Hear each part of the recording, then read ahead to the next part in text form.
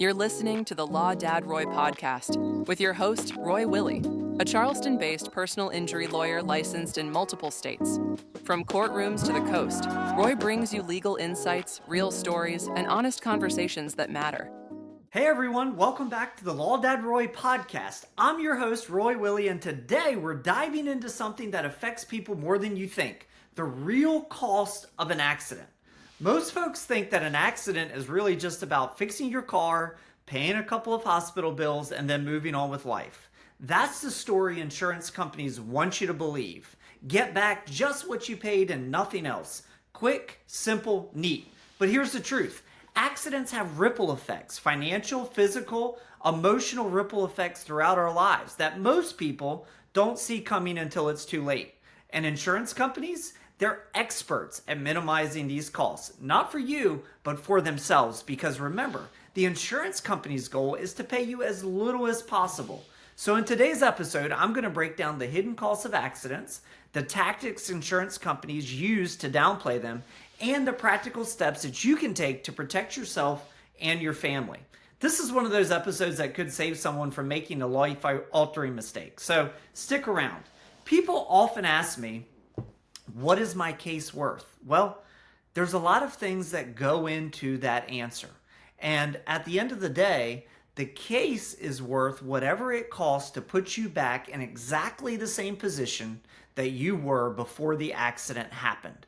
And that's not typically just a matter of fixing your car and paying the hospital bills. But those are part of it. Those are what we call the surface costs. And so those are the obvious things. What it takes, for the repair shop to fix the car, the ambulance ride, the ER bill, maybe a few doctor's visits after that. These are all of the costs that go to pay somebody else for fixing what can be fixed after an accident. But this isn't money that goes to you to compensate you for your inconvenience, your pain and suffering, or anything like that. And that's why we call these the surface costs. These are the things that the money is used to really just fix the surface, to fix the veneer, to make the car look like it did before. Is that car worth what it was before the accident if we make it just look like it was before? Probably not. There's a diminution in value anytime a car is in a major accident. We know that. We have access to Carfax reports. What are one of the things that those reports say? Was this car ever in an accident? And if so, that affects the value. But that's not a surface cost. That's something that has to be assessed and is what we would call a hidden cost. So there's a hidden cost that comes in any accident as well.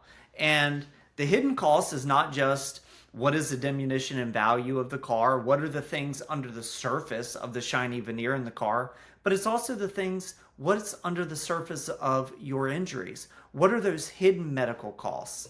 A lot of times, people get in a car accident, they go in the ambulance to the ER, they get checked out, they get all the diagnostic testing, and they get sent home and they say, I feel fine, I feel okay, I'm a little shaken up, but I'll be okay.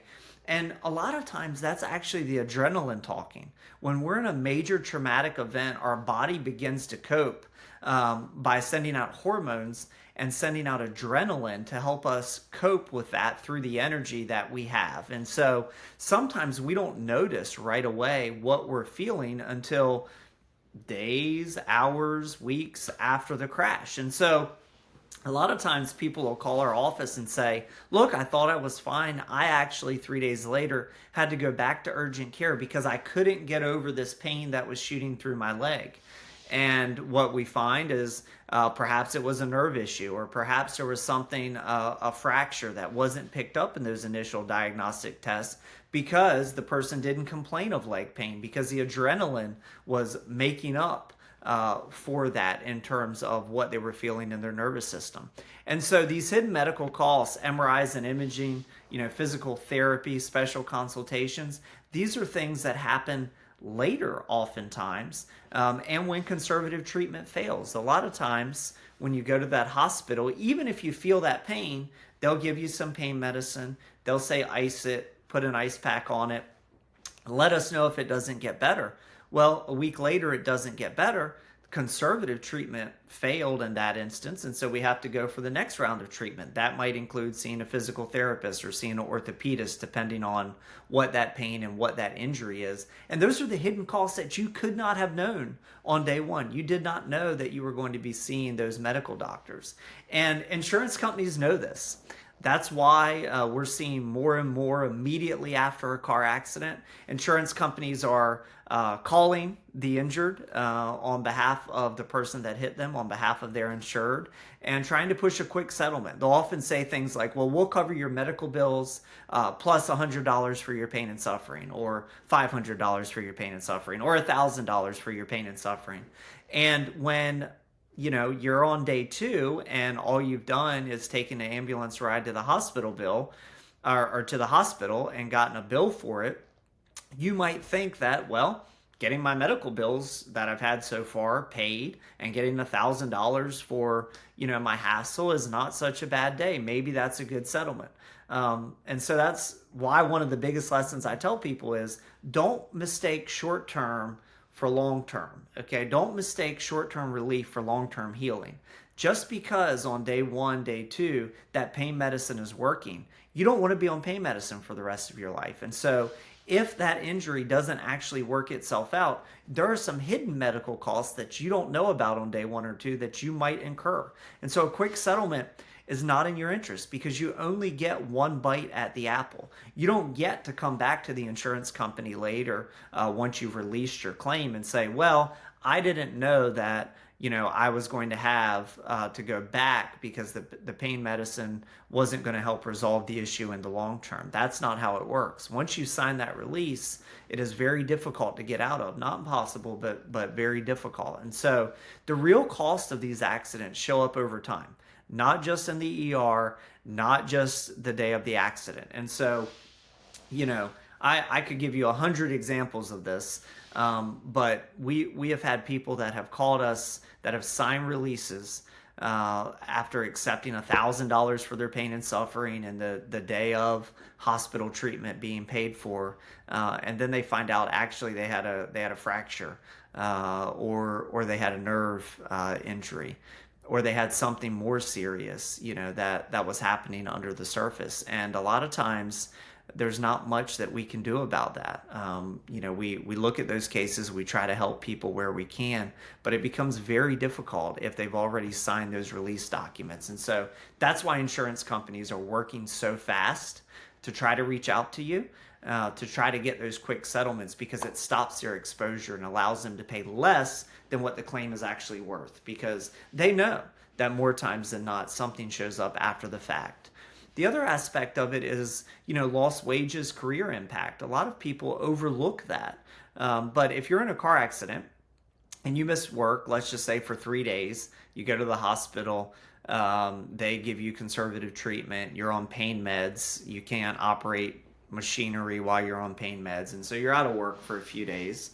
A lot of people don't realize that time is actually compensable, even if you are paid for that time, right? Because if you are using your paid time off, that's an asset that you have. That's something that you're entitled to, that you would not have to use but for this accident. And instead you could have used it to, take a long weekend with your family or for some other reason. And so that time, that you're having to miss work, whether or not it's compensated by your employer, could be compensable, particularly if you're using vacation days or sick leave or paid time off, and there's a limit on that with your employer. So we look at those in order to build the damages profile to make sure that you get everything that you're entitled to. And the most important, the money that doesn't go to other people, to other places to make up for actual money you've lost. And you'll never see this, by the way, on some of these insurance adjuster spreadsheets. They're not going to mention it to you on that first call. But there's an emotional and family toll. And it really goes beyond the pain and suffering, that you have as a result of your actual injuries. And it is something called loss of enjoyment of life. It's something that is actually part of a damages jury charge that you are entitled to. The court instructs a jury at the end that if they find loss of enjoyment of life in this case, in this instant, then the plaintiff is entitled to be compensated for that. And so what does that look like? Well, it's very simple. It's a dad who can't take his kids to school anymore for a period of time because of the injuries or the pain medication. A mom who can't drive to soccer practice because, the car is in the shop and out of commission. Spouse who has to take time off from work to become a caretaker for that person that's injured. Those are all things that are actually compensable and part of that emotional and family toll that we look at in order to make sure that, again, the whole goal is to get you back to where you were before the accident happened. And so if those things are occurring, if you're not able to drop your kid off and you were dropping your kid off before and you got enjoyment out of that, I certainly enjoy every single day, that I'm in town. I take my kids to school when they're in school. And so that time is really special time for us, right? We get to talk. We get to sing, we get to, talk about what's going to happen at school that day, what they're looking forward to, things with their friends. And it's really special time that when you have, 4 kids, 8 and under, you don't get any other way unless they're strapped into the car and a captive audience, right? Because when we're at home, when we're at other places, they're running around, there's a lot of activity. And so I really value that time. And so if I wasn't able, to take my kids to school, that would be a loss of enjoyment of life for me in that aspect. And so it is for a lot of you as well. And I know that. And it's real, right? This is not a made up damage. This is not some, fairy tale that we're making up just to try to get more money. But in our system, we have said we don't do eye for an eye justice because that's barbaric. Because the accident may have prevented you from taking your kids to school. Well, we don't tell the person that caused the accident, well, you're not allowed to take your kids to school either for that period of time, right? We don't do that. We compensate that loss with money, usually with insurance money. That's why we all have insurance. It's required in South Carolina, for example, to have insurance on your car, liability insurance, for that reason, to ensure that if you cause harm, damage to someone else, they are compensated for it through our civil justice system. There's nothing sinister about that. If you're in an accident, you didn't cause the accident, that's what you're entitled to. The U.S. Constitution, 7th Amendment, entitles you to a jury trial, entitles you, to civil damages in a civil case. It is protected by our founding fathers the same way that, right to bear arms and the right to free speech is protected. It's that important because in a civil society, we have to have a way to work out those differences. We have to have a way to compensate when someone hurts us that doesn't include going and getting revenge, right? And so that's what we do. And that loss of enjoyment of life is a very key piece. And sometimes, even with a relatively, minor injury, minor accident, that can be the largest part of the harm. If someone loses their car for 2 weeks and so they can't take their kid to school, they can't go to church choir practice, they can't go to work, they can't go to their kids' soccer games because they have no way to get there. Those are things that are compensable under our law. And in personal injury law, we fight for those damages. In addition to the pain and suffering from the injuries, we fight for loss of enjoyment of life. We fight for what it takes for a spouse to take care of that injured person, because life after an accident, it's about more than just receipts and invoices and spreadsheets. It's about the human cost. And so that's something that we look very, very closely at. And it's something that insurance companies want you to overlook because they know how great that damage can be. And again, they want to pay as little as possible after an accident. And so insurance companies have tactics that we're seeing. I just want to tell y'all, about some of these we're seeing kind of more and more. Number one is quick settlement offers. Used to be, delay, deny, defend. They would delay, then they would deny the claim. And then ultimately, if someone hired an attorney, they would defend the claim and say, oh, it wasn't our person's fault, this, that, and the other. But they've taken a slightly different tack. The public is becoming more educated on your rights and what you're entitled to after an accident. Largely, frankly, because of lawyer advertising, which I view as a good thing to have an educated public about what you're entitled to after an accident. And so they know that people are likely to seek that legal advice. And so a new strategy they're employing are these quick settlement offers where they try to call you the same day or the very next day, dangle a check in front of you, hoping you'll sign a release before you realize the long-term costs. Again, this idea that, well, we'll pay your medical bills, that you had yesterday and give you $1,000 for your pain and suffering. Sounds pretty good when you think you're going to be out of work for 3 days. Not so good on day 5 when you realize it's actually worse than that. You're going to be going back to the doctor. You're going to be out of work longer. You're going to have this loss of enjoyment of life. You're still in pain. You still don't have a car. The costs are still mounting. The damages are still building. And you've already released your claim. So that's number 1. Number 2 is this idea of recorded statements. They call you right after the accident, try to get you to say you're feeling fine, and later try to use that against you. Well, a couple of things. Number 1, you really shouldn't be talking to the other side's insurance company. They're not on your side until you've consulted with an attorney. You certainly should not be talking with them when you're on medication.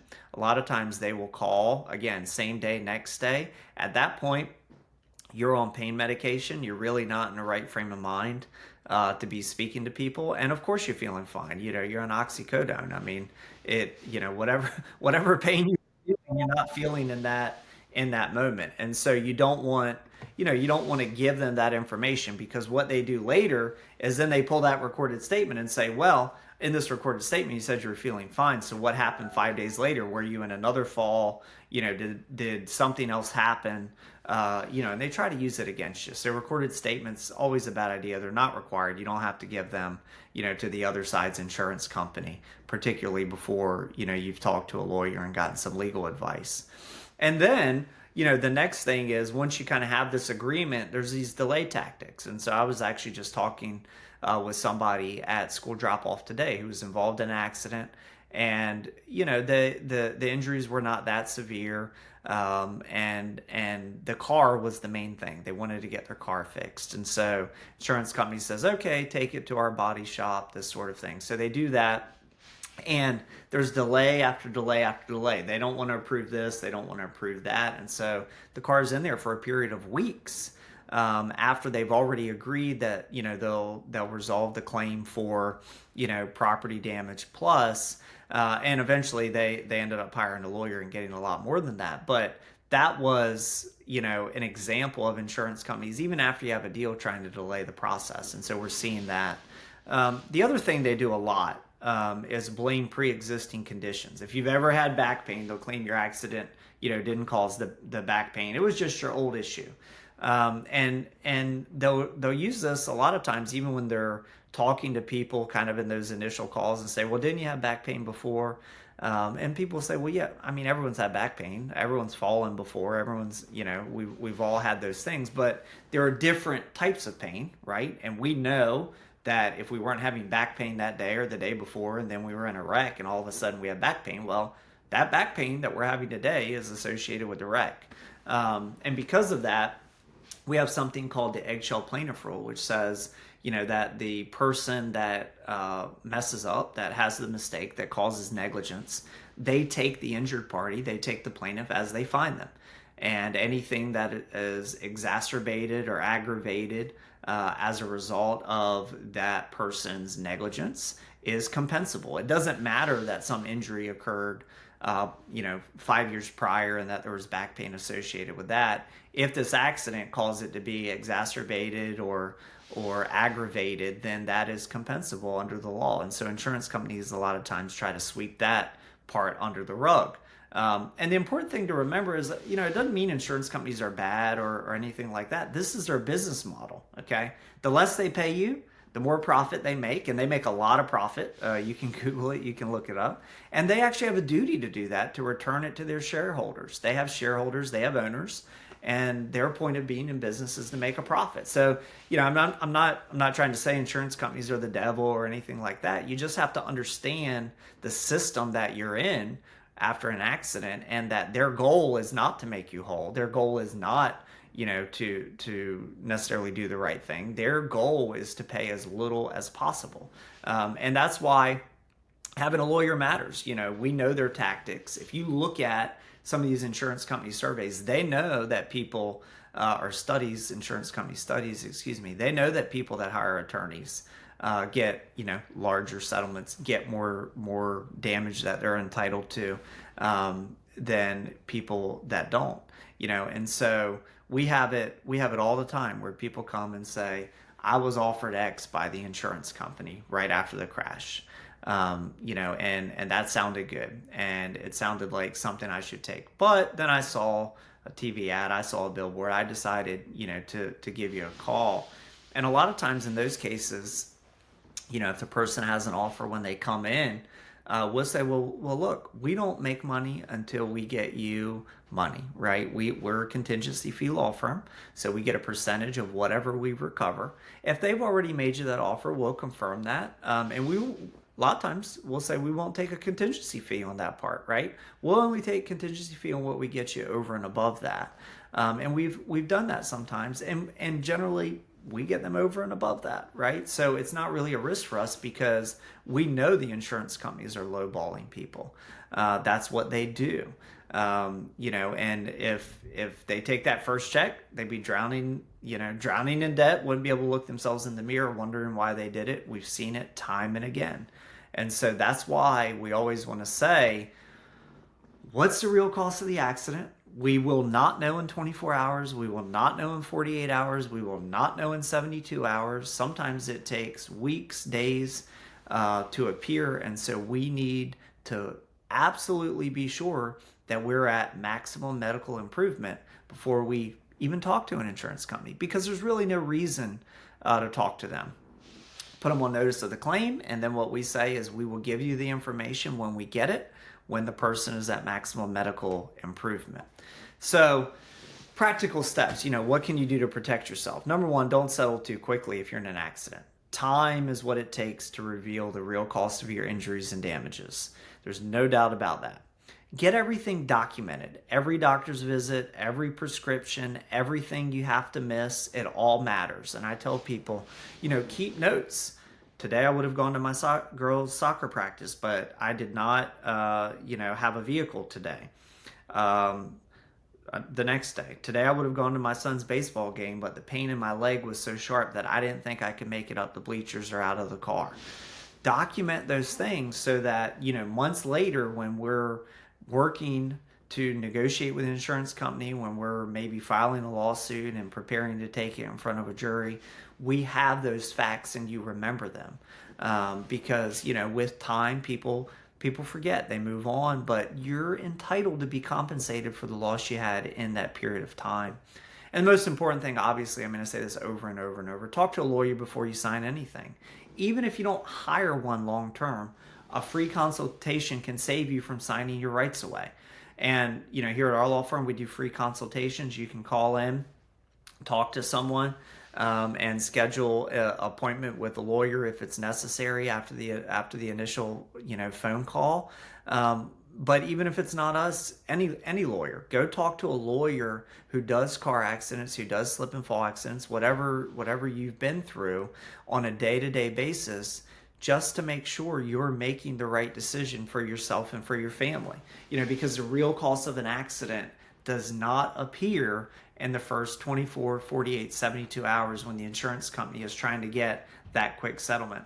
And it's critical to note, that first money they're going to offer you about, pay your medical bills and all that all goes to someone else, right? That doesn't go to you to compensate you for what you've been through. And that's why personal injury lawyers and law firms exist, not to chase lawsuits, but to make sure real people don't get steamrolled by corporations with endless resources. And these insurance companies have endless resources, and they know how to push the buttons to get you to take less. That is what they're all about. So don't settle for less than you deserve. That is really the key takeaway. And what is your case worth? It's worth whatever it takes to put you back in the same position as you were before that accident happens. And that means compensation for every element of your damage that you're entitled to under the law, period, not a dime less. That's full justice. So thanks for listening to this episode of the Law Dad Roy podcast. If you found it helpful, share it with somebody you care about. And if you're dealing with something similar yourself, just know you don't have to go through it alone. I'm Roy, signing off. Until next time, stay safe and take care of each other.